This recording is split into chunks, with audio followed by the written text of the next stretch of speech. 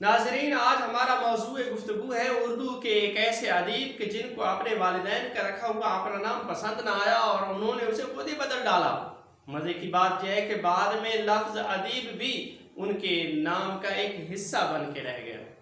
नए आने वाले तमाम नाज़रीन इस चैनल तालीम ख़जाना को ज़रूर सब्सक्राइब कीजिए और बेल आइकन ज़रूर प्रेस कीजिएगा ताकि आपको बाद वाली वीडियोज़ भी आपको मिलती रहे।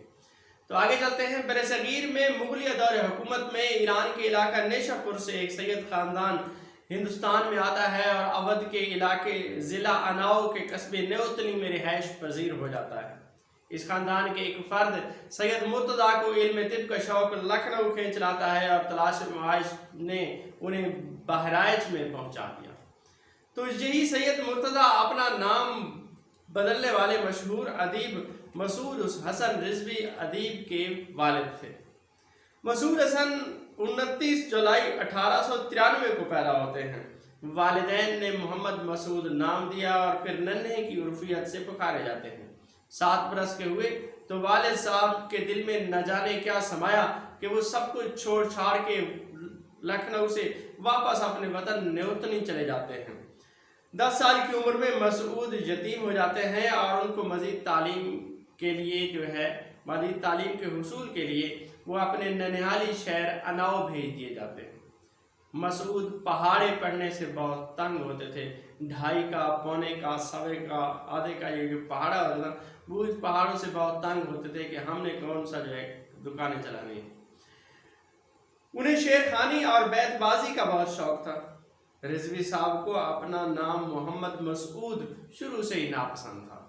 उसकी वजह यह थी कि उनके आबाओ अजदाद के सब नामों के साथ हसन और हुसैन लगता था, तो उनके दरमियान उन्हें अपना नाम मोहम्मद मसूद एक अजनबी और बेजोड़ सा महसूस होता था। और वो कई मरतबा इस बात पर अपनी वालिदा से एहतजाज भी कर चुके थे।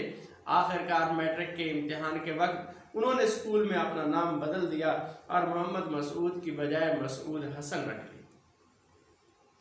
इस तरह सैयद मसूद हसन रिजवी अदीब अपनी तालीमी मदारिज को तय करते गए और लखनऊ यूनिवर्सिटी से उन्होंने फ़ारसी में MA कर लिया।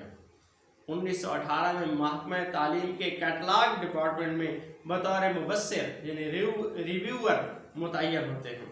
फिर 1922 में लखनऊ यूनिवर्सिटी में उर्दू के जूनियर लेक्चरर मुतय्यन होते हैं। 1926 में वो हसीना बेगम से शादी कर लेते हैं और उनकी बेगम को भी शायरी से शगफ था। 1918 में ही उनकी वालिदा फौज होती हैं और 1969 में उनकी उस बीवी का इंतकाल हो जाता है। मसूद हसन मजहबन अहले तशय्यो थे और मजहबी आदमी थे, लेकिन मुतअस्सिब नहीं थे। 1933 में वो ज़ियारत के लिए ईरान इराक जाते हैं और दौरान सफ़र में लाहौर में 2 दिन क़याम करते हैं। इसी दौरान में उनकी मुलाकात अल्लामा मोहम्मद इकबाल से भी होती है। मसूद हसन रिजवी अदीब ने अपने लिए तख्लीक की मैदान में नस्र को फौकियत दी और नाज़्म की बजाय नस्र का इंतखाब किया और वो आहिस्ता आहिस्ता शायरी से तहकीक की तरफ आ गए। तसानीफ में ड्रामे पर उनकी 4, मरसिए पर 6, गालिब पर 2, तज़किरों पर 2 और बाकी कुतुब मुतफर्रिक मौज़ूआत पर मुश्तमिल है। मशहूर शायर यास जगाना चंगेज़ी उम्र के आखिरी दिनों में जब मुतनाज़ा तहरीरों की वजह से मादूब हुए तो मसूद हसन रिजवी अदीब के बाग में ही उन्हें पनाह मिली थी और उन्होंने कुछ अरसा वहाँ पे गुजारा था। 29 नवंबर 1975 को मसूद हसन रिजवी अदीब ने लखनऊ में इंतकाल किया। मसूद हसन इस बात से बहुत घबराते थे कि किसी फौजशुदा आदमी का आखिरी दीदार करें।